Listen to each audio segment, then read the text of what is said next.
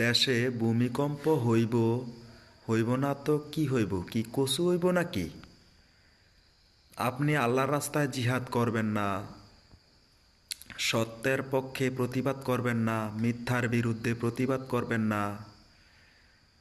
আপনি মরণকে ভয় পাবেন, জালেমকে ভয় পাবেন।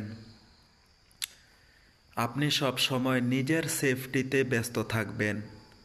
গোটা জাতি ধ্বংস হয়ে যাক, ওইদিকে আপনার কোনো মাথা ব্যথা নাই।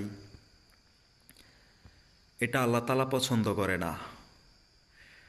আপনার আমার এই সমস্ত পাপ আল্লাহ তাআলা সাময়িক সময়ের জন্য মেনে নিলেও দীর্ঘ সময়ের জন্য আমাদেরকে ছেড়ে দিবে না। দুনিয়াতে আমাদেরকে পাপের শাস্তি স্যাম্পল স্বরূপ আংশিক প্রদান করবেন এবং মৃত্যুর পরে পাপের শাস্তি পরিপূর্ণরূপে বিশাল আকারে আমাদেরকে দিবেন।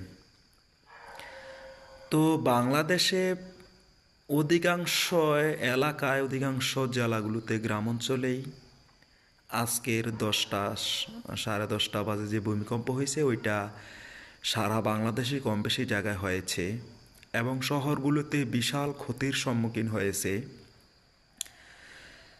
তো আমি আপনাদেরকে একটা উদাহরণ দিই, আমার মনের আবেগ।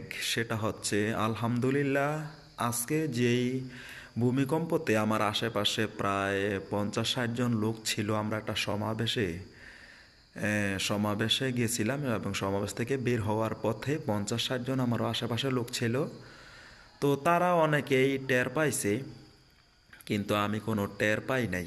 তো আমি আমার এক বন্ধুর সাথে কথা বলতেছিলাম, তাই আমি টের পাই নাই। আর বিশেষ করে আমার লাইফে যতগুলো ভূমিকম্প আমি ফেস করেছি অধিকাংশগুলো আমি টের পাই নাই।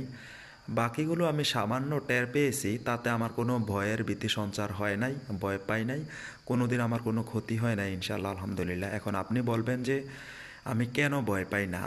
আমি বলি আপনাকে, আমি ধরেন একটা গাড়িতে রাত্রে শুয়ে আছি, অথবা একটা বাসায় রুমে রাত্রে শুয়ে আছি, গাড়ির ছাদে অথবা বাসার ছাদে যদি গাছের একটা পাতা পড়ে তাও আমি টের পাই ঘুমিয়ে থাকলে এবং সজাগ থাকলে।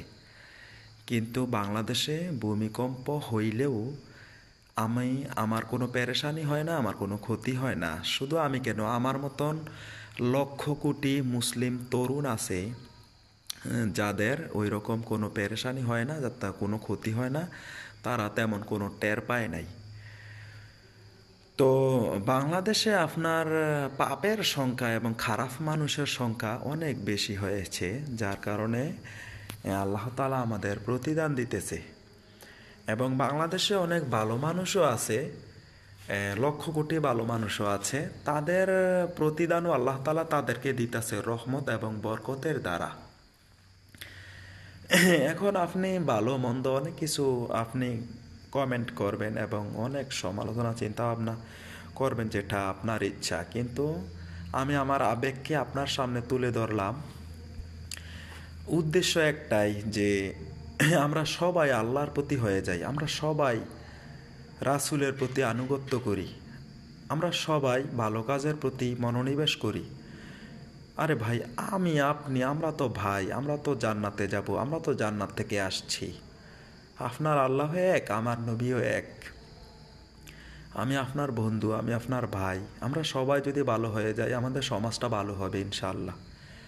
লক্ষ্য শুধু এইটাই, আর কিছু না।